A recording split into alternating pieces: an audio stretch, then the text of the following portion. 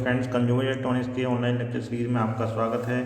आज हम TV transmitter और रिसीवर की बात के टॉपिक मतलब जो हमारे बेसिकली दो पार्टमेंट में डिवाइड किया था। टीवी ट्रांसमीटर टीवी जो हमारा चैप्टर है उसको एक तो पहला पार्ट था हमारा बेसिक प्रिंसिपल, बेसिकली जो हमने इसके कंपोनेंट टीवी ट्रांसमीटर और रिसीवर के बेसिक कंपोनेंट्स के बारे में बात की थी। उसके बाद हमारा फर्स्ट का बी पार्ट जो है वो था हमारा basically principles of scanning and formation of composite video signal. इससे पहले हमने introduction to television communication first A part देखा था। आज हम फर्स्ट का B part principles of scanning and formation of composite video signal की शुरुआत कर रहे हैं। इसमें बेसिकली आज हम इस लेक्चर में हम स्कैनिंग और उसकी आवश्यकता और उसके टाइप के बारे में बात करेंगे।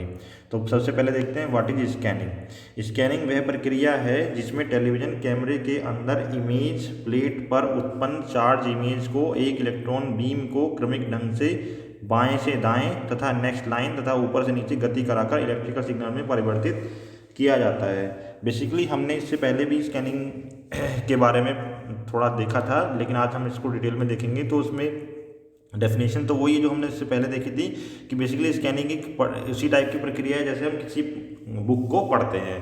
तो एक तरह से हम जो टेलीविज़न कैमरे के अंदर जो इमेज प्लेट है उस पर उत्पन्न चार्ज इमेज को, जो हमारे पास टेलीविज़न कैमरे के अंदर इमेज प्लेट है उस पर एक चार्ज इमेज बनी हुई है, उसको बेसिकली एक इलेक्ट्रॉन बीम के द्वारा स्कैन कर रहे हैं, उसे पढ़ रहे हैं। इलेक्ट्रॉन बीम द्वारा पहले बाएं से दाएं, फिर उसके बाद नेक्स्ट लाइन में आएंगे और उसके बाद फाइनली ऊपर से नीचे गति कराकर जो है इलेक्ट्रिकल सिग्नल में कन्वर्ट कर देते हैं। तो स्कैनिंग बेसिकली कर क्या रही है, एक ऐसी प्रक्रिया है जिसके द्वारा किसी दृश्य के तुल्य वैद्युत सिग्नल उत्पन्न किया जाता है। मतलब कोई हमारे पास सीन है, उसका बेसिकली हमने इलेक्ट्रिकल सिग्नल कन्वर्जन किया है, ये स्कैनिंग हमारी प्रोसेस कहलाती है। इसका बेसिकली पर्पज़ क्या होता है, इसका पर्पज़ ट्रांसमीटर और रिसीवर पर अलग अलग होता है। ट्रांसमीटर पर क्या है, हमारे पास कैमरा ट्यूब है। Camera tube basically optical image को इलेक्ट्रिकल में कन्वर्ट कर रही थी। तो बेसिकली वो कैमरा ट्यूब के अंदर जो हमारी इमेज है, स्कैनिंग की क्रिया क्या करती है, ट्रांसमीटर पर जो कैमरा ट्यूब के अंदर इमेज है उसको पिक्चर एलिमेंट्स में डिवाइड कर देती है, विभाजित करने हेतु प्रयोग करते हैं। कैमरा ट्यूब के अंदर इमेज को पिक्चर एलिमेंट्स में विभाजित करने हेतु इसको प्रयोग करते हैं। और रिसीवर पर यदि हम बात करें तो हमारे पास बेसिकली हमारे पास जो पिक्चर एलिमेंट्स आए हैं उनको जोड़ना है और वापस हमें सीन रिप्रोड्यूस करना है। तो पिक्चर ट्यूब पर पिक्चर के एलिमेंट्स को रीअसेंबल करके उसके रिप्रोडक्शन हेतु जो है हम स्कैनिंग का यूज करते हैं। ये हमारा पर्पज होता है स्कैनिंग का।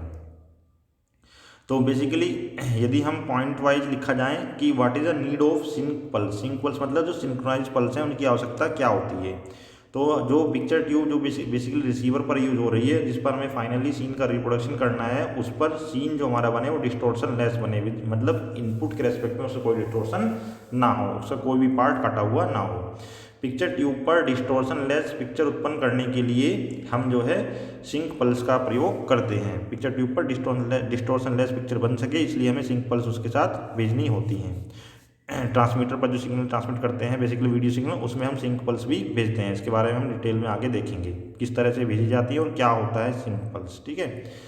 पिक्चर ट्यूब पर स्कैनिंग जो बेसिकली होती है वो कैमरा ट्यूब पर स्कैनिंग के पूर्णतः एक समान तथा सिंक्रोनिज्म में होनी चाहिए। मतलब जो हमारे पास ट्रांसमीटर पर कैमरा ट्यूब पर स्कैनिंग हो रही थी और जो रिसीवर पर पिक्चर ट्यूब पर स्कैनिंग होगी वो दोनों सिंक्रोनस होनी चाहिए, एक समान क्रम में होनी चाहिए।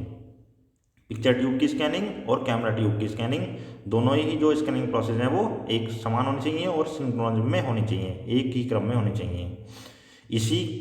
इसके लिए ही सिंक पल्स यूज की जाती है ताकि दोनों सिंक्रोनाइज्ड हों, पिक्चर ट्यूब की स्कैनिंग भी और कैमरा ट्यूब की स्कैनिंग भी। बेसिकली रिसीवर की और ट्रांसमीटर की जो स्कैनिंग प्रोसेस है वो सिंक्रोनस होनी चाहिए, इसके लिए सिंक पल्स यूज की जाती हैं, जिनकी सहायता से पिक्चर ट्यूब के स्क्रीन पर उत्पन्न इमेज कैमरा ट्यूब के स्क्रीन पर निर्मित पिक्चर एलिमेंट्स की रिलेटिव पोजीशन के समान होती है। मतलब जो पिक्चर एलिमेंट्स की पोजीशन है वो कैमरा ट्यूब की स्क्रीन पर जो रिलेटिव पोजीशन थी वही रिलेटिव पोजीशन पिक्चर ट्यूब की स्क्रीन पर भी आनी चाहिए। मतलब ट्रांसमिट करते हुए जब हमने ट्रांसमीटर पर बेसिकली ट्रांसमिट की थी वो कैमरा ट्यूब से प्राप्त इमेज ट्रांसमिट की थी, तो कैमरा ट्यूब के स्क्रीन पर जो इमेज की रिलेटिव पोजीशन है उसके एलिमेंट्स की, पिक्चर एलिमेंट की जो रिलेटिव पोजीशन है वही रिसीवर पर जो पिक्चर ट्यूब है उसकी स्क्रीन पर भी सेम पोजीशन बननी चाहिए। मतलब ये नहीं कि हमारा लेफ्ट हैंड राइट हैंड बन जाए, राइट हैंड लेफ्ट हैंड बन जाए, ऐसा नहीं होना चाहिए रिसीवर पर। यदि हम ट्रांसमीटर पर जो पिक्चर भेज रहे हैं उसकी जो लेफ्ट है वो लेफ्ट ही पिक्चर ट्यूब पर लेफ्ट दिखाई देना चाहिए, और जो राइट है वो राइट दिखाई देनी चाहिए, वरना सब गड़बड़ दिखाई देगा। ठीक है, तो इसके लिए हम सिंपल्स भेजते हैं। बेसिकली सिंक्रोनिज्म के लिए सिंपल्स भेजी जाती हैं। अब बात करते हैं टाइप की। व्हाट इज मतलब स्कैनिंग की क्या क्या प्रकार होते हैं, टाइप्स ऑफ स्कैनिंग। दो तरह की स्कैनिंग होती है, सीक्वेंशियल स्कैनिंग और इंटरलेस्ड स्कैनिंग। बेसिकली जो आज हमारे पास टीवी सिग्नल हैं उनमें जो स्कैनिंग यूज होती है टीवी में वो इंटरलेस्ड स्कैनिंग होती है। लेकिन इंटरलेस्ड स्कैनिंग से पहले हमें सीक्वेंशियल स्कैनिंग को भी जानना जरूरी है, बेसिक, क्योंकि बेसिक स्कैनिंग सीक्वेंशियल स्कैनिंग ही है। सीक्वेंशियल स्कैनिंग की जो डिटेल है वो हम यहाँ पढ़ेंगे। उसके बाद इंटरलेस्ड स्कैनिंग की आवश्यकता क्यों होती है और इंटरलेस्ड स्कैनिंग में क्या होता है वो हम देखेंगे। तो सीक्वेंशियल स्कैनिंग बेसिकली नाम से ही पता चल रहा है कि वो सीक्वेंस में होनी है। सीक्वेंशियल स्कैनिंग का मतलब ये है कि इसमें लाइन बाय लाइन स्कैनिंग होती है, अर्थात पहले हॉरिजॉन्टल लाइन, फिर दूसरी हॉरिजॉन्टल लाइन, फिर तीसरी हॉरिजॉन्टल लाइन इत्यादि की क्रमवार स्कैनिंग होती है। उसके पिक्चर के जो अंतिम एलिमेंट है अर्थात bottom most and right most, एकदम नीचे आ गए स्कैन करते करते और एकदम राइट मोस्ट एलिमेंट पे पहुंच के लास्ट लाइन के लास्ट एलिमेंट पे, जैसे पढ़ते पढ़ते हम लास्ट जो लाइन है उसके लास्ट अक्षर पर पहुंच गए हैं, उस तरह से ही ये हमारा पिक्चर का अंतिम एलिमेंट है। उसको स्कैन करने के पश्चात बीम पुनः रिट्रेस होकर प्रथम एलिमेंट दैट इज मतलब top most and left most element, जैसे हम पढ़ते पढ़ते सबसे पहले पेज की पहली लाइन के पहले अक्षर पर पहुंच गए हैं, ठीक है, top most and left most element तक पहुंच जाती है। और फिर क्या होगा, फिर वही प्रक्रिया पुनः दोहराई जाती है। मतलब सारी की सारी जो हॉरिजॉन्टल लाइन है वो लाइन बाय लाइन स्कैन होंगी। All horizontal lines are scanned in sequence one by one. सभी की सभी horizontal line by line scan होती है, जैसे हम पढ़ते हैं नॉर्मली। हम जैसे कोई प्रश्न पढ़ते हैं तो उसमें क्या करते हैं, पहले पहली लाइन पढ़ते हैं, फिर दूसरी, फिर तीसरी, फिर चौथी, फिर पांचवी, ऐसे लास्ट वाली लाइन। उसके बाद हम नेक्स्ट पेज पहुंचने के लिए बॉटम मोस्ट और राइट मोस्ट एलिमेंट के बाद सीधे ही टॉप मोस्ट और लेफ्ट मोस्ट एलिमेंट पर पहुंच जाते हैं रिट्रेस करके। तो इसको डायग्राम से भी हम देख सकते हैं। जो स्कैनिंग सीक्वेंशियल स्कैनिंग बेसिकली इसमें पहले लाइन 1 है, फिर AB, फिर दूसरी line CD and so on, last line उसका लास्ट पॉइंट E, और उसके बाद वापस रिट्रेस हो रहे हैं तो हमारी लाइन 1 पे पहुंच रहे हैं। तो बेसिकली इसमें 3 टर्म हमें पढ़ने होंगे कि फॉरवर्ड हॉरिजॉन्टल स्कैन क्या होता है, हॉरिजॉन्टल रिट्रेस क्या होता है, वर्टिकल रिट्रेस क्या होता है। बेसिकली फॉरवर्ड हॉरिजॉन्टल स्कैन देखने से दिखाई दे रहा है कि A से B जा रहे हैं, फिर उसके B से C पे जब पहुंच रहे हैं तो वो हॉरिजॉन्टल रिट्रेस है। मतलब पहली हॉरिजॉन्टल लाइन पढ़ने के बाद, मतलब पहली हॉरिजॉन्टल लाइन के लेफ्ट से शुरू करके राइट में पहुंचेंगे, और राइट के बाद दूसरी लाइन के लेफ्ट में पहुंचने के लिए हम बहुत ही जल्दी पहुंच जाते हैं। B से C पे बहुत जल्दी पहुंच जाते हैं हम। B से C तो कुछ पढ़ते नहीं है, बेसिकली दूसरी लाइन में स्टार्टिंग में बहुत जल्दी पहुंच जाते हैं, तो वो हॉरिजॉन्टल रिट्रेस है। ऐसे ही पूरी पेज पढ़ने के बाद E से E पे पहुंचेंगे, वो भी बहुत जल्दी होता है, ठीक है। तो इसको पॉइंट वाइज देखेंगे तो यदि हमें बेसिकली इसमें सीक्वेंशियल स्कैनिंग के पेपर एग्जाम में यदि ब्रीफ में आता है तो इतना काफ़ी है कि ये सीक्वेंशियल स्कैनिंग के पॉइंट वाइज हमने ये बता दिया है, ठीक है। और इसमें यदि हमें डिटेल में हमें जानना है कि बेसिकली प्रोसेस कैसे होता है तो वो हम इसमें पढ़ सकते हैं। लेकिन एग्जाम पॉइंट ऑफ व्यू से सीक्वेंशियल स्कैनिंग में ये थ्योरी और ये डायग्राम सफिशिएंट होता है, ठीक है। और इसमें ये भी लिख सकते हैं कि इसमें फ्लिकर की प्रॉब्लम नहीं होती है। जो सीक्वेंशियल स्कैनिंग है उसमें फ्लिकर की प्रॉब्लम होती है, वो इंटरलेस्ड स्कैनिंग में दूर की जाती है। ये पॉइंट हम अभी आगे आपको बताएंगे। लेकिन हम इससे पहले यदि हमें कोई डिटेल में पूछा जाता है कि सीक्वेंशियल स्कैनिंग के बारे में डिटेल में बताइए, तो हम 2-3 पॉइंट और ऐड कर सकते हैं इसमें। तो सबसे पहले हम फॉरवर्ड हॉरिजॉन्टल स्कैन क्या होता है, हॉरिजॉन्टल रिट्रेस क्या होता है, वर्टिकल रिट्रेस क्या होता है, इसको देखते हैं। फॉरवर्ड स्कैन बेसिकली क्या प्रक्रिया है। स्कैनिंग प्रक्रिया ठीक वैसी ही है जैसे कि आप किसी पुस्तक के किसी पृष्ठ को पढ़ते हैं। ये अभी हमने बताया था कि जैसे रीडिंग होती है वैसे स्कैनिंग होती है। सबसे टॉप लेफ्ट से प्रारंभ करते हुए पहली लाइन पढ़ते हैं, इसे स्कैनिंग प्रक्रिया में फॉरवर्ड स्कैन कहा जाता है। मतलब यदि हम कोई भी लाइन पढ़ रहे हैं लेफ्ट से राइट, वो हमारी फॉरवर्ड स्कैन कहलाती है। सेकेंड थी हमारी रिट्रेस या फ्लाई बैक, उसमें बेसिकली हॉरिजॉन्टल रिट्रेस और वर्टिकल रिट्रेस है। तो पहली लाइन समाप्त होते ही निगाहें जो है तेजी से सेकंड लाइन की स्टार्टिंग पर पहुंच जाती हैं। इसे स्कैनिंग प्रक्रिया में रिट्रेस या फ्लाईबैक कहा जाता है। इसमें बेसिकली हमारे पास कोई सिग्नल नहीं होना चाहिए स्कैनिंग में, क्योंकि जो बेसिकली रिट्रेस होता है वो बहुत तेज़ी से हो रहा है उसमें निगाहें जो है हमें कुछ पढ़ना उसमें होता नहीं है, पहली लाइन समाप्त होती है, दूसरी जो पहली लाइन समाप्त होगी वैसी निगाहें तुरंत ही दूसरी लाइन के स्टार्टिंग में पहुंच जाती हैं, तो इसको रिट्रेस या फ्लाईबैक कहा जाता है। अब बात करते हैं हॉरिजॉन्टल रिट्रेस और वर्टिकल रिट्रेस। बेसिकली यदि लाइन खत्म होगी तो दूसरी लाइन पे पहुंचेंगे, लेकिन यदि पेज खत्म होगा तो नेक्स्ट पेज पे पहुंचेंगे।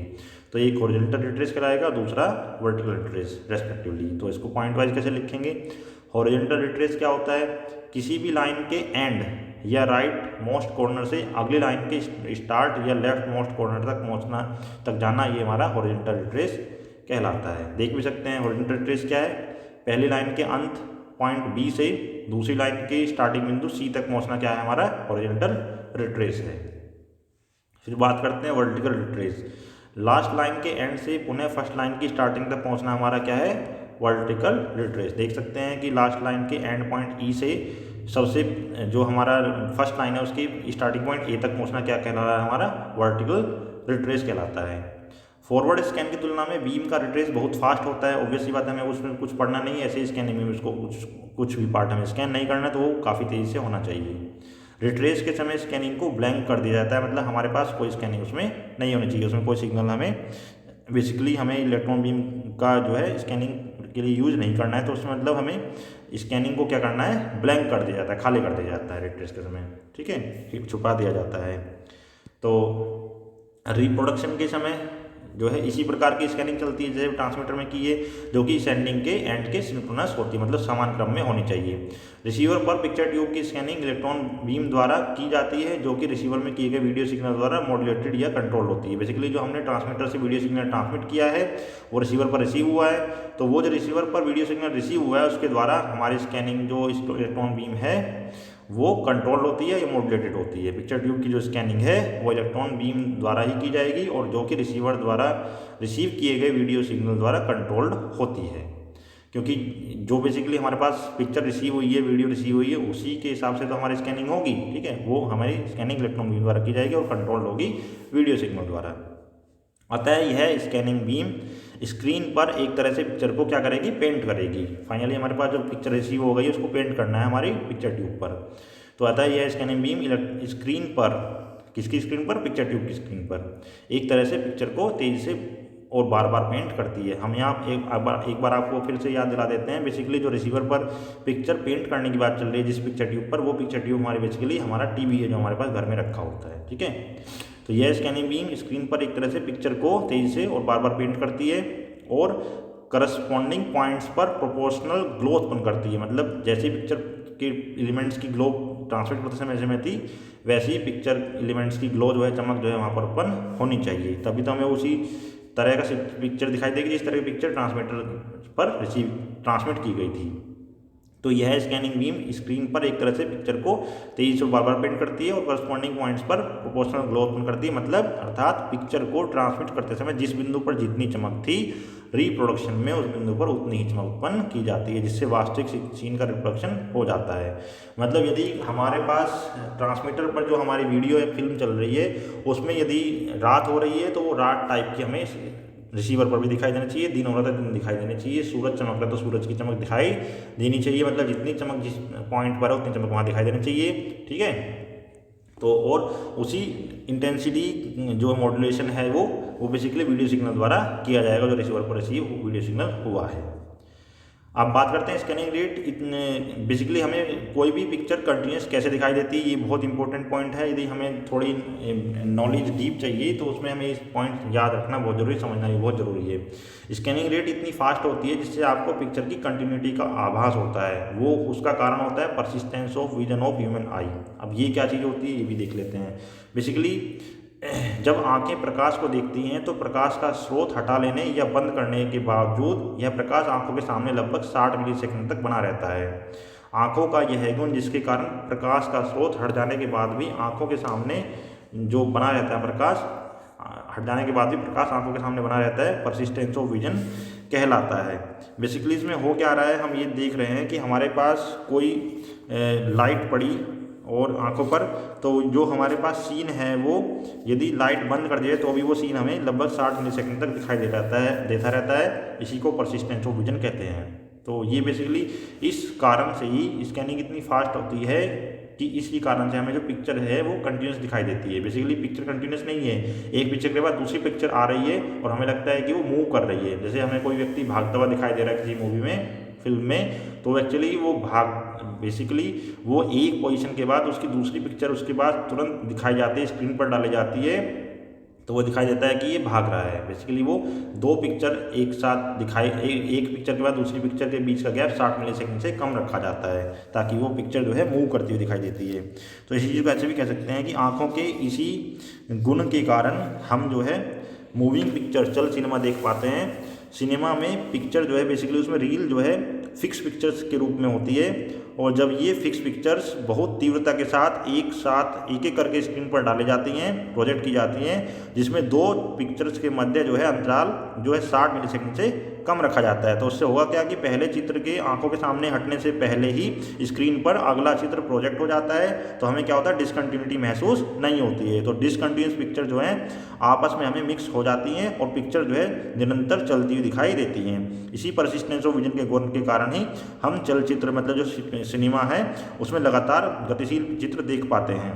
तो बेसिकली इसी प्रकार की स्थिति टेलीविजन में भी होती है। तो पिक्चर फ्रेम को टीवी की स्क्रीन पर भी बहुत तेज़ी से डाला जाता है, स्क्रीन पर डिस्प्ले किया जाता है। तो परसिस्टेंस ऑफ विजन जो हमारी है उससे तेज़ गति से डाला जाता है। बेसिकली यदि हमारी परसिस्टेंस ऑफ विजन 60 मिलीसेकंड की है तो उससे कम समय जो है दो पिक्चर के बीच का रखा जाता है। प्रोजेक्टर पर डालने का जो समय है, पहली पिक्चर आई उसके बाद दूसरी पिक्चर जो डालेंगे उसको उन दोनों के बीच का जो समय होगा वो परसिस्टेंस ऑफ विजन से कम रखा जाता है। तो हम बेसिकली यदि इंडियन सिस्टम में बात करें तो एक फ्रेम जो है प्रत्येक 40 मिलीसेकंड बाद दर्शाया जाता है, वो 60 मिलीसेकंड से कम समय है। तो इससे हुआ क्या कि इतनी तीव्र गति से एक के बाद एक फ्रेम स्क्रीन पर दर्शाने से मूविंग पिक्चर दिखाई देती हैं। तो ये हमें एक प्रैक्टिकल एग्जांपल हमने इसमें बताया कि हमारे पास जो है टीवी में या फिर सिनेमा में परसिस्टेंस ऑफ विजन का क्या यूज़ किया जाता है।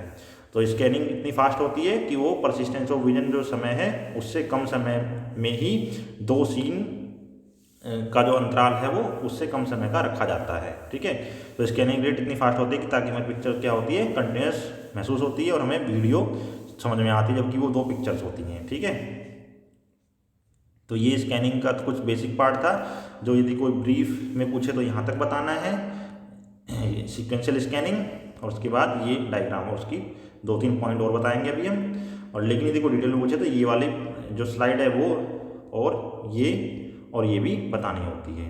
ये अब बात करते हैं 2-3 पॉइंट जो और ऐड करने होते हैं। उसमें ये है कि स्कैनिंग हेतु 2 डिफ्लेक्टिंग कॉइल्स यूज़ की जाती हैं तथा यह दोनों कॉइल्स अलग अलग स्वीप ऑसिलेटर्स सॉटूथ जनरेटर द्वारा फीड की जाती हैं। बेसिकली सॉटूथ जनरेटर क्या होता है, ट्रायंगुलर जो सॉटूथ वेव है वो आपने पढ़ी होगी इससे पहले भी, उस टाइप की वेव हमारी जनरेट की जाती है। स्कैनिंग हेतु 2 डिफ्लेक्टिंग कॉइल्स, एक हॉरिजॉन्टल डिफ्लेक्टिंग एक वर्टिकल डिफ्लेक्टिंग कॉइल यूज की जाती है, और इन दोनों को जो कॉइल हैं इन दोनों कॉइल अलग अलग स्वीप ऑसिलेटर द्वारा फीड की जाती है। बेसिकली ऑसिलेटर क्या है, जो हमारा सिग्नल जनरेट कर रहा है। ठीक है, वो सिग्नल जनरेटर एक तरह से। तो ये जो है जो विचलन कुंडलियां हैं मतलब डिफ्लेक्शन कॉइल है वो 2 हैं हमारे पास, एक हॉरिजॉन्टल एक वर्टिकल, और इन दोनों कॉइल्स को जो है अलग अलग स्वीप ऑसिलेटर द्वारा फीड किया जाता है। मतलब इनको जो सिग्नल मिलेगा वो ऑसिलेटर द्वारा मिलेगा जो कि सॉटूथ सिग्नल होगा। ठीक है, पहली डिफ्लेक्शन कोयल की बात करें तो वो हॉरिजॉन्टल डिफ्लेक्शन कोयल है, तो वो हॉरिजॉन्टल डिफ्लेक्शन प्रदान करती है तथा बीम को लेफ्ट से राइट की ओर मूव कराती है। जो इलेक्ट्रॉन बीम है जिसके द्वारा स्कैनिंग होनी है उसको लेफ्ट से राइट मूव कराती है, और जैसे ही बीम राइट मोस्ट एंड पर पहुंचती है तो बहुत ही तेज़ी से रिट्रेस करके उसे तुरंत फिर से लेफ्ट मोस्ट एंड पर पहुंचा देती है, मतलब नेक्स्ट लाइन के स्टार्टिंग में पहुंचा देती है। ये जो है हमारा लेफ्ट से राइट की ओर, उसके बाद जैसे ही कंप्लीट हुआ राइट मोस्ट एंड पर पहुंचा तो बहुत तेज़ी से रिट्रेस करके पुनः लेफ्ट मोस्ट एंड पर पहुंचा देती है। और यदि हम बात देखें तो हॉरिजॉन्टल बीम जो करंट है उसकी wave form sawtooth wave form की होती है। उसको इस फिगर से देख सकते हैं, ये राहुल वाधवा की बुक से लिया गया है, फिगर 5.1 भी हॉरिजॉन्टल रिट्रेस और वर्टिकल रिट्रेस। बेसिकली हॉरिजॉन्टल और वर्टिकल ये जो हमारी कॉइल्स हैं उनकी स्वीप हैं, horizontal and vertical sweep wave forms. तो ये हॉरिजॉन्टल स्वीप है ए से बी और रिट्रेस है बी से सी, मतलब फर्स्ट लाइन के एंड से सेकंड लाइन के जो है स्टार्टिंग में बी से सी पहुंचना, ये हमारा हॉरिजॉन्टल रिट्रेस है। और ऐसे ही यदि हम लास्ट पॉइंट ई पर पहुंच गए तो नेक्स्ट पेज के स्टार्टिंग में पहुंचना है तो हमारे वर्टिकल रिट्रेस ई से ए है। दूसरी कोयल की बात कर रहे हैं। तो दूसरी कोयल बीम को एक डाउनवर्ड वर्टिकल पुल प्रदान करती रहती है। जो दूसरी कोयल है वो बीम को क्या करती है, एक डाउनवर्ड वर्टिकल पुल प्रदान करती रहती है। इस प्रकार बीम जो है एक हॉरिजॉन्टल लाइन से दूसरी, फिर तीसरी, इसी प्रकार सीक्वेंशियल स्कैनिंग करती रहती है। और जैसे ही बीम बॉटम पर पहुँचती है, बॉटम पर पहुँचेगी तो रिट्रेस करके उसे तुरंत टॉप पर पहुँचा दिया जाता है। वर्टिकल डिफ्लेक्शन हेतु भी सॉटूथ वेवफॉर्म यूज की जाती है, जो हमने देखी है। तो बेसिकली स्कैनिंग वही है जो हमने बताई थी अभी। ये डायग्राम जो है, पहले फॉरवर्ड हॉरिजॉन्टल स्कैन होगा हॉरिजॉन्टल डिफ्लेक्शन कोयल के द्वारा, ए से बी तक पहुंचेगी बीम, फिर हॉरिजॉन्टल रिट्रेस होगा, बी से सी पहुंच जाएगी।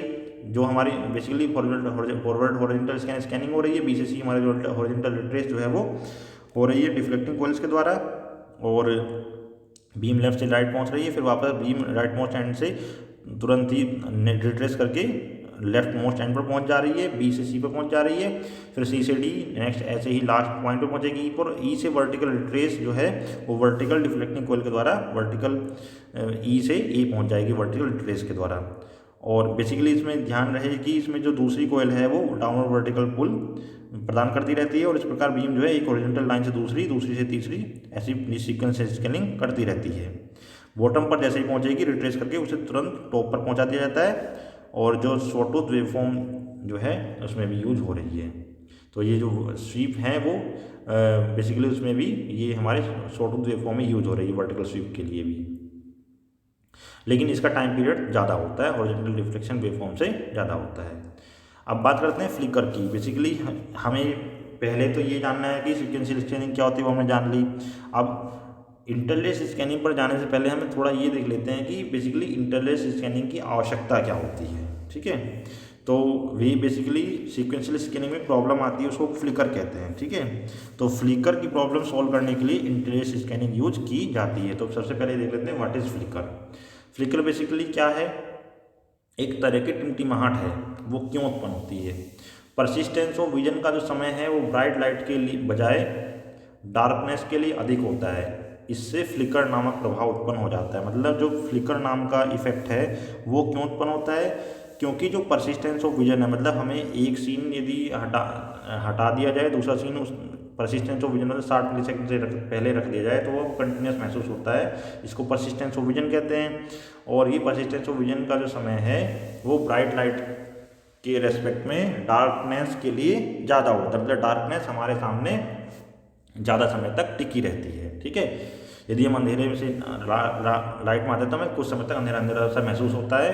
तो बेसिकली वो डार्कनेस के लिए परसिस्टेंस ऑफ विजन का समय ज़्यादा होता है, तो इससे फ्लिकर नामक इफेक्ट होता है। उसका अर्थ क्या है? अर्थ यह है कि ब्राइट पिक्चर्स के मध्य डार्क इंटरवल्स एक बहुत ही कम अवधि के लिए दिखाई देने लगेंगे। ठीक है, यदि ब्राइट पिक्चर में जा रहे हैं डार्क के बाद तो डार्क इंटरवल जो है हमें दिखाई देने लगेंगे। ब्राइट पिक्चर्स के मध्य डार्क इंटरवल्स एक बहुत ही कम अवधि के लिए दिखाई देने लगेंगे। इस प्रकार की जो टिमटिमाहट है उसको फ्लिकर कहा जाता है। बेसिकली फ्लिकर और ब्राइटनेस के मध्य जो एक संबंध है उसको फेरी पोस्टर नियम द्वारा व्यक्त किया जा सकता है मैथमेटिकली।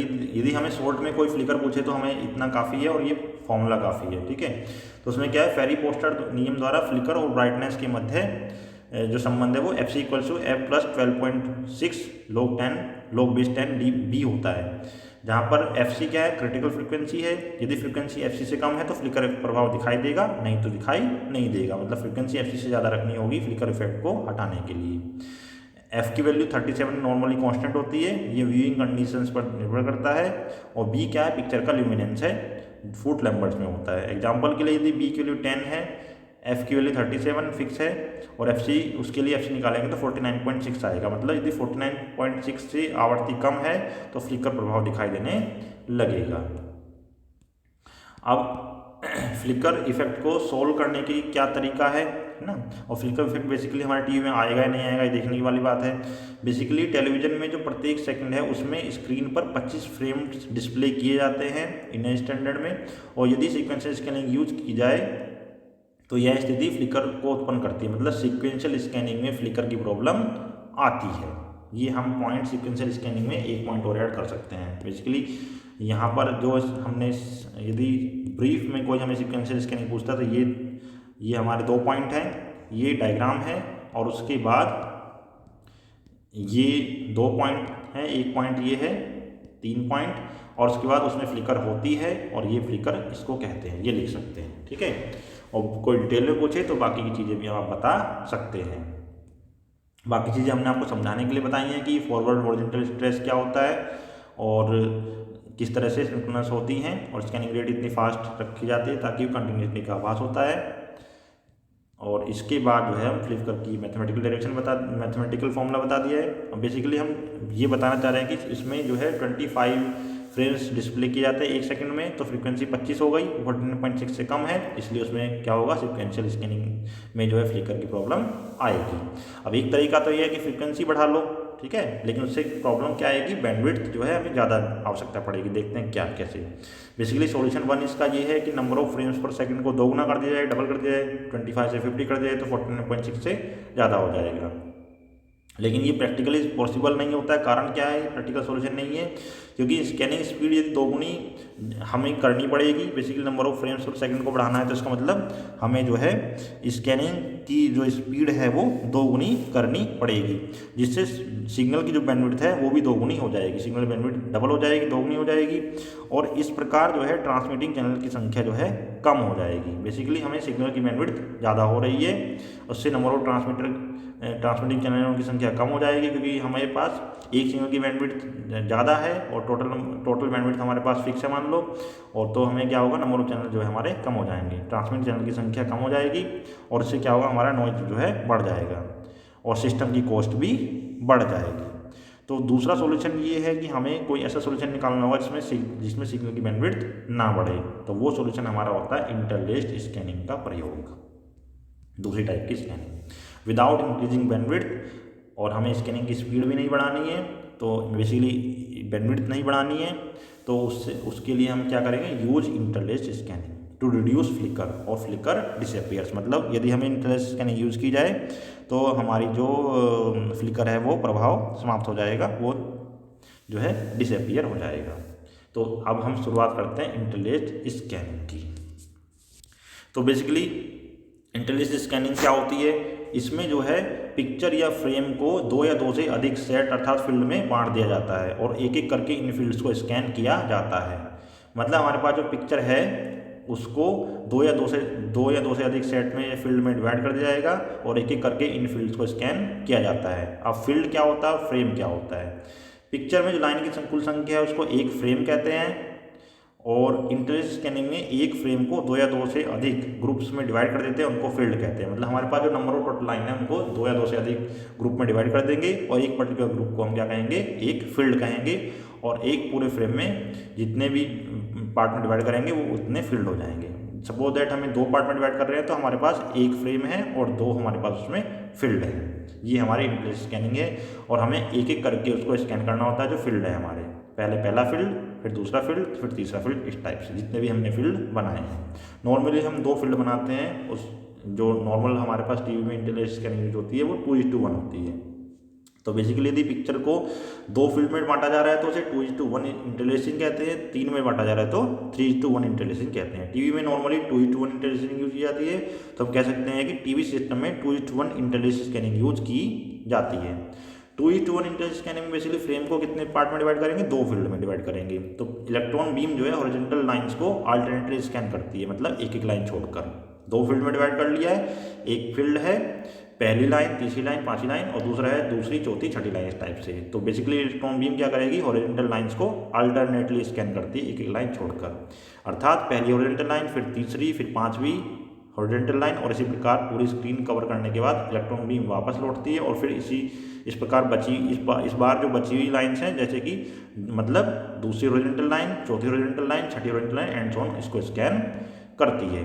तो पहली सारी odd number horizontal line 1, 3, 5 scan होती हैं, इसको पहली फील्ड या ऑड फील्ड कहते हैं। फिर उसके बाद सारी इवन नंबर हॉरिजॉन्टल लाइन मतलब 2, 4, 6 एंड सो ऑन स्कैन होती हैं, इसको दूसरी फील्ड या इवन फील्ड कहते हैं। तो ये हमारी इंटरलेस्ड स्कैनिंग की बेसिक पॉइंट हो गई। तो यदि डीप में ना पहुंच के डीप में पहुंच जाए तो ये हमें इंटरलेस्ड स्कैनिंग के बारे में 1, 2, 3 और 4 और ये 5 हमारी पीपीटी बताई जाती हैं। अब इसके बाद क्वेश्चन आ सकता है या पूछ सकते हैं इंटरव्यू में, वाइवा में, टीवी में सीवी सिस्टम में इंटरलेस स्कैनिंग यूज क्यों की जाती है। बेसिकली इंटरलेस स्कैनिंग का यूज करके बैंडविड्थ को बढ़ाए बगैर फ्लिकर को रिड्यूस किया जा सकता है। ये हमारा शॉर्ट में आंसर है। अभी डिटेल में थोड़ा बताना है, तो बेसिकली हमने अभी ये जो थ्योरी बताई है, एक बार इसको इसी में से हमें इसका आंसर निकालना है। 2:1 interlace scanning use in TV में एक फ्रेम को 2 बार स्क्रीन पर दिखाया जाता है। साफ सी बात है कि भाई हमारे पास एक फ्रेम है, 2 पार्ट में डिवाइड कर लिया 2 फील्ड में, और हम उसको इसी फ्रेम को 2 बार दिखा रहे हैं, तो मतलब हमारी फ्रिक्वेंसी अपने आप बिना बढ़ाए ही हमारी जो है बेसिकली हमारी ऐसे महसूस हो रहा है कि हमारी फ्रिक्वेंसी बढ़ गई है। हमने सिग्नल कि जो स्कैन किया है वो बेसिकली फ्रेम को स्कैन करना है, और इस एक फ्रेम को 2 बार स्क्रीन पर दिखाया जा रहा है। 2:1 इंटरलेस स्कैनिंग हम यूज कर रहे हैं, तो एक फ्रेम को 2 बार स्क्रीन पर दिखाया जाता है। तो पहले केवल उसकी ओल्ड लाइन दिखाई जाती है, उसको पहली फील्ड या ओल्ड फील्ड कहते हैं। फिर उसकी इवन लाइन दिखाई जाती हैं, उसको जो है दूसरी फील्ड या इवन फील्ड कहा जाता है। तो अदर इंटरलेस्ड स्कैनिंग का यूज करके बैंडविड्थ को बढ़ाए बिना ही फ्लिकर की प्रॉब्लम सॉल्व हो गई है, हमारी एफसी बढ़ गई है। ठीक है, जो एफसी जो है कट ऑफ फ्रिक्वेंसी थी, क्रिटिकल फ्रिक्वेंसी है, तो वो फ्रिक्वेंसी से ज़्यादा हमारी फ्रिक्वेंसी हो गई है। बेसिकली हमारी फ्रेम्स जो है 25 फ्रेम्स पर सेकेंड है, लेकिन जो हमारी फील्ड पर सेकेंड है वो हमारी बढ़ गई है। तो बेसिकली हम ये कह सकते हैं इसमें कि जो हमारी इंटरलेस स्कैनिंग है उसको यूज करके सिग्नल की बैंडविड्थ बढ़ाए बिना ही हम जो है बेसिकली जो फील्ड फ्रिक्वेंसी है वो 50 फील्ड पर सेकंड हो गई है। ठीक है, उसमें फील्ड ज़्यादा है, हमारे फ्रेम एक ही है, तो फ्रेम की फ्रिक्वेंसी 25 फ्रेम पर सेकंड या 25 पिक्चर पर सेकंड ही है, लेकिन जो हमारी फील्ड फ्रिक्वेंसी है वो 50 फील्ड पर सेकंड हो गई यदि हमें इंटरलेस रेशो 2:1 रखा गया है, और यही हमारे इंडियन स्टैंडर्ड में यूज की जाती है। बेसिकली इसका मतलब ये है कि इंटरलेस स्कैनिंग का यूज करके बैंडविड्थ को हमने बढ़ाया नहीं है, फिर और उसकी बढ़ाई बनाई हमारे फ्लिकर की प्रॉब्लम सॉल्व हो जाती है। तो इसमें एक नेक्स्ट लाइन में एक नोट भी डाल सकते हैं 2-3 लाइन का कि परसिस्टेंस ऑफ विजन और फ्लिकर क्या होते हैं, वो भी हम एक बार देख लेते हैं। ठीक है, भले ही एग्जाम में ना पूछा जाए, लेकिन हमें इसमें जानकारी होनी चाहिए। रेटिना पर बनी इमेज का एक शॉर्ट पीरियड के लिए रिटेन रहना, इसको हम परसिस्टेंस ऑफ विजन कहते हैं। इस प्रॉपर्टी का लाभ सिनेमा और टेलीविजन उठाता है कि भाई कोई हमारी एक इमेज है वो रेटिना पर एक बार बन गई तो वो एक शॉर्ट पीरियड के लिए बनी रहती है। तो हमने अभी इसके बारे में डिटेल में देखा था कि इस प्रॉपर्टी का लाभ सिनेमा और टेलीविजन उठाता है, तथा तीव्र गति से पिक्चर फ्रेम्स को स्क्रीन पर फ्लैश चमकाना मतलब फ्लैश करते हैं, जिससे पिक्चर मूविंग दिखाई देती है। मतलब हम बहुत तेज़ी से एक के बाद एक पिक्चर जो है प्रोजेक्ट करते हैं, स्क्रीन पर फ्लैश करते हैं, उससे क्या होगा पिक्चर हमें ऐसे लगेगी जैसे पिक्चर मूव कर रही है। भले ही हमारे पास 2 पिक्चर हैं वो अलग अलग, लेकिन हमें लगेगा कि वो एक वीडियो है। ठीक है, 2-3 पिक्चर हमारे पास फटाफट स्क्रीन पर डल रही हैं तो हमें लगेगी वो एक वीडियो है। ठीक है, जिससे पिक्चर मूविंग अर्थात कंटेंट दिखाई देती है। लेकिन यह फ्लैशिंग की पर्याप्त तीव्रता यदि नहीं होगी, यदि इस फ्लैशिंग की तीव्रता जो है फास्ट एनफ नहीं होगी, ये जो फ्लैशिंग है, तो पिक्चर में टिमटिमाहट या फ्लिकर प्रभाव दिखाई देगा, इफेक्ट दिखाई देगा। और किंतु फ्लैशिंग रेट अधिक होने पर फ्लिकर ऑब्जर्व नहीं होगा तथा पिक्चर कंटिन्यूस प्रतीत होगी। यदि फ्लैशिंग रेट बढ़ा देंगे तो हमारे फ्लिकर इफेक्ट खत्म हो जाएगा। फ्लैश की वह रिपीटेशन रेट जिससे अधिक होने पर फ्लिकर समाप्त हो जाता है उसे क्रिटिकल फ्लिकर फ्रिक्वेंसी कहलाती है। यदि फ्लैश की वैसी ऐसी रिपीटेशन रेट है, मतलब जो फ्लैशिंग इतनी फास्ट हो रहा है जिससे कि फ्लिकर समाप्त हो जाए, उस ऐसी फ्रिक्वेंसी को क्रिटिकल फ्लिकर फ्रिक्वेंसी कहा जाता है। तो आज के लेक्चर में इतना ही। हमने आज के लेक्चर में देखा कि स्कैनिंग क्या होती है, उसकी आवश्यकता क्या होती है। बेसिकली हमने आज देखा, एक बार शुरुआत से देख लेते हैं 1 मिनट के अंदर। स्कैनिंग क्या प्रोसेस है, बेसिकली हम उसको स्कैन कर रहे हैं लाइन बाय लाइन, और यदि हम बेसिकली देखें तो टेलीविजन कैमरे के अंदर इमेज प्लेट पर जो चार्ज इमेज बनी है उसको इलेक्ट्रॉन बीम द्वारा क्रमिक ढंग से स्कैन कर रहे हैं, बाएं से दाएं, फिर नेक्स्ट लाइन, फिर नीचे, फिर वापसी में ऊपर से नीचे गति कराकर इलेक्ट्रिकल सिग्नल में कन्वर्जन कर रहे हैं। ये हमारी स्कैनिंग है बेसिकली। ठीक है, तो एक तरह से हमारी जो इमेज है वो इलेक्ट्रिकल सिग्नल में कन्वर्ट होगा। ये हमारी स्कैनिंग का मूल सिद्धांत है जो हमेशा हमें याद होना चाहिए। स्कैनिंग क्या करता है, जो हमारा सीन है उसको इलेक्ट्रिकल सिग्नल में कन्वर्ट करता है। स्कैनिंग के साथ साथ हमें सिंक्रोनस पल्स भी डालनी होती है ताकि ट्रांसमीटर और रिसीवर की स्कैनिंग सिंक्रोनाइज्ड हो। उसके बाद देखा जाए तो उसकी टाइप है, एक सीक्वेंशियल स्कैनिंग है, उसको हमने देखा कि जो सीक्वेंशियल स्कैनिंग है उसमें और सभी horizontal line line by line sequence में स्कैन होती है, 1 by 1 करके स्कैन होती हैं। और जो इंटरलेस स्कैनिंग है उसमें हमें यदि हमें 2:1 यूज़ कर रहे हैं तो बेसिकली हम एक जो फ्रेम है उसको 2 फील्ड में डिवाइड कर रहे हैं, और 3:1 है तो 3 फील्ड में डिवाइड कर रहे हैं, एंड सो ऑन। तो फिर हमने इंटरलेस स्कैनिंग में बेसिकली एक फ्रेम को कई पार्ट में डिवाइड कर लिया है। नॉर्मली हम टीवी में 2:1 इंटरलेस स्कैनिंग का यूज करते हैं, मतलब एक फ्रेम को 2 फील्ड में डिवाइड करते हैं। पहली तीसरी पांचवी लाइन स्कैन करते हैं, फिर दूसरी चौथी छठी लाइन स्कैन करते हैं, मतलब पहले ऑड फील्ड उसके बाद इवन फील्ड को स्कैन करते हैं। इससे क्या होता है कि एक ही जो फ्रेम है बेसिकली उसको 2 बार स्क्रीन पर दिखाया जा रहा है, जिससे हमारी जो है क्रिटिकल फ्रीक्वेंसी है FC उससे ज़्यादा फ्रीक्वेंसी हो जाती है, और हमारी जो फ्लिकर की प्रॉब्लम है वो जो सीक्वेंशियल स्कैनिंग में आ रही थी वो हमारी दूर हो जाती है इंटरलेस स्कैनिंग में। तो ये हमने आज के लेक्चर में देखा। सीक्वेंशियल स्कैनिंग का डायग्राम भी है बेसिक, यदि हम बताना है तो केवल ये 2 स्लाइड और इसके बाद 2-3 पॉइंट जो हमने लास्ट में 1 2 3 करके लिखे हुए ये बताने हैं, और इसमें फ्लिकर की प्रॉब्लम आती है और फ्लिकर क्या होता है ये बताना है। और इसके अलावा यदि जो ये 2-3 स्लाइड्स हैं हमारी ये वाली, एक तो ये, एक ये और एक ये 4 स्लाइड हैं।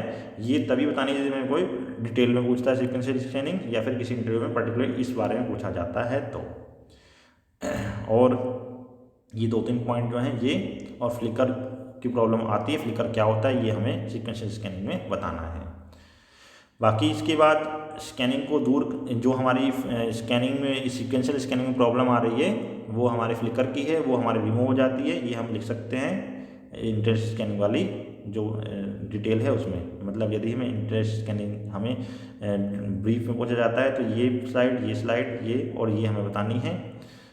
इसके बाद हमें यदि ये पूछा जाए कि इंटरलेस स्कैनिंग में बैंडविड्थ की प्रॉब्लम या दूर किए बिना फ्लिकर की प्रॉब्लम दूर हो जाती है, या फिर ये कह सकते हैं कि टीवी में इंटरलेस स्कैनिंग क्यों यूज़ की जाती है, तब हमें ये 2-3 स्लाइड लास्ट की बतानी है। Thank you.